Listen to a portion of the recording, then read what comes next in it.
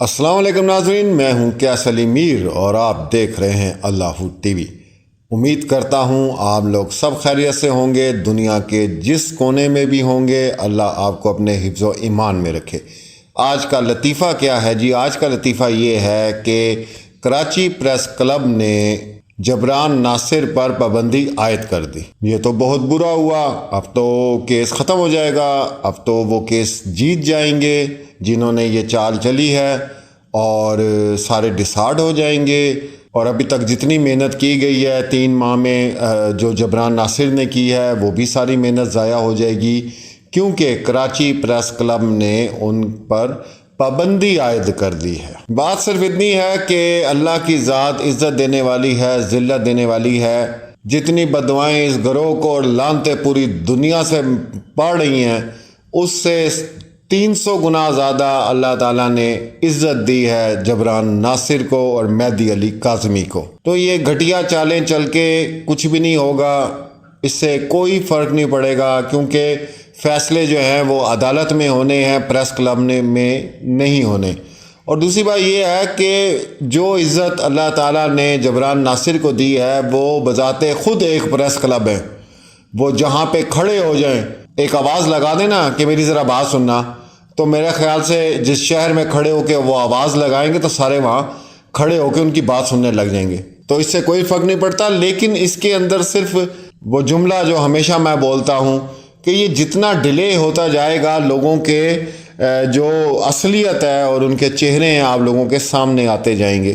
اور جہاں تک تعلق ہے ان یوٹیوبرز کا جو اپنے آپ کو صحافی سمجھتے ہیں، وہ سمجھتے ہیں، کیونکہ دوسرے تو نہیں سمجھتے، کہ جبران ناصر نے ان کے ساتھ بدتمیزی کی یا جو بھی ہے، اور وہ اس قابل ہوں گے۔ میں یہ سمجھتا ہوں کہ جتنے تعلیم یافتہ جبران ناصر ہیں اور ان کا جو انداز گفتگو ہے اور وہ جس طرح بات کرتے ہیں، تو میرے خیال سے لازمی کوئی نہ کوئی ایسا مس بیہیو ان لوگوں نے کیا ہوگا جس کی وجہ سے انہوں نے کوئی ریاکشن کر دیا ہوگا۔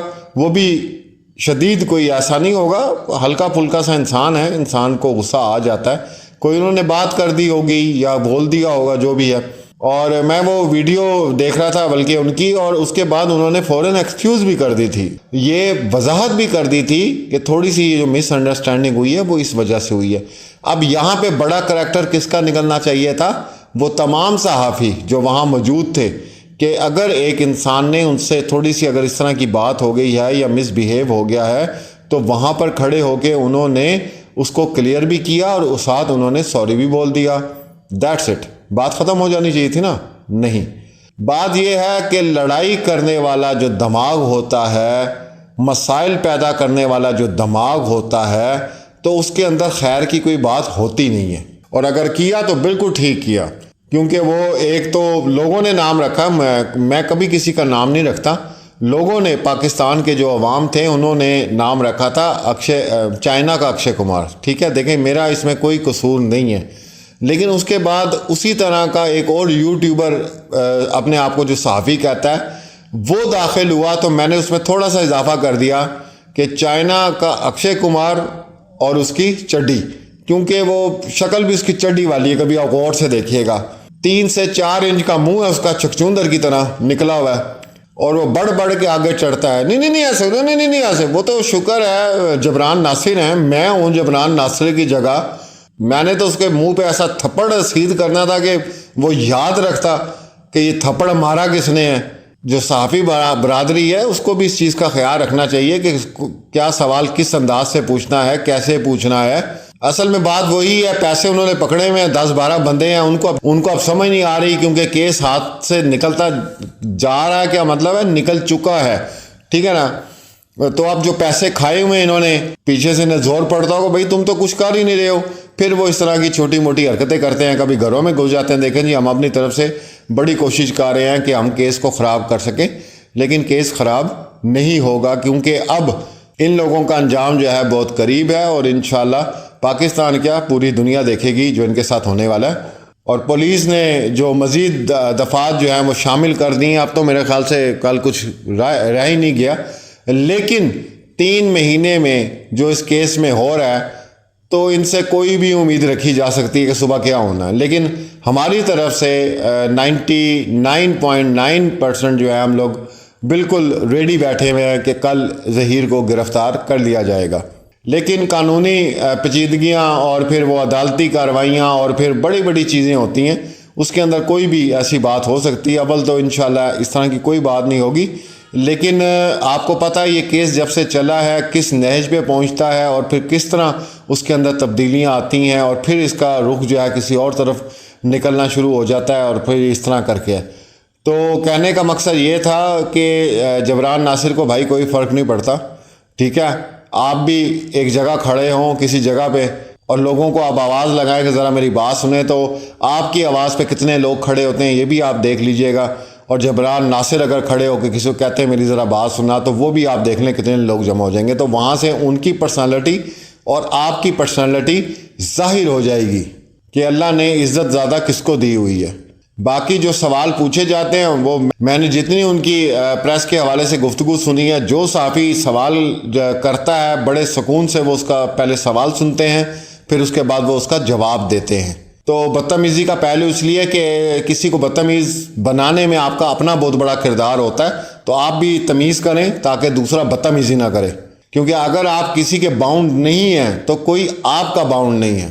تو اس لیے جی کو جی ہوتی ہے۔ آپ لوگ بھی ذرا سکون سے جو ہے نا وہ سوال کیا کریں تاکہ آپ کو سکون سے جواب مل جائے، بدتمیزی نہ کیا کریں۔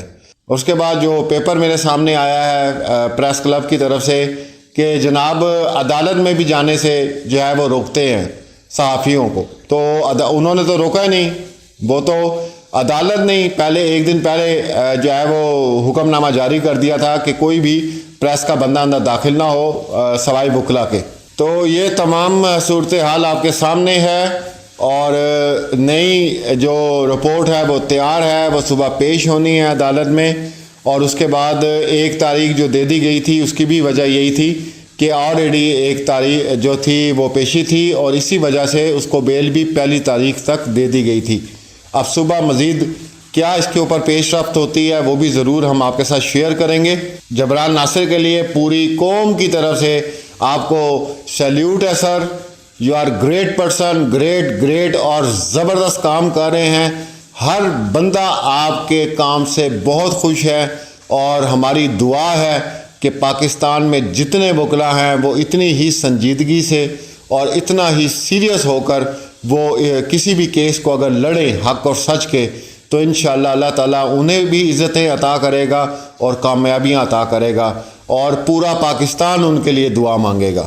جیسے انشاءاللہ کوئی اور اپڈیٹ آتی ہے آپ کے ساتھ میں شیئر کروں گا۔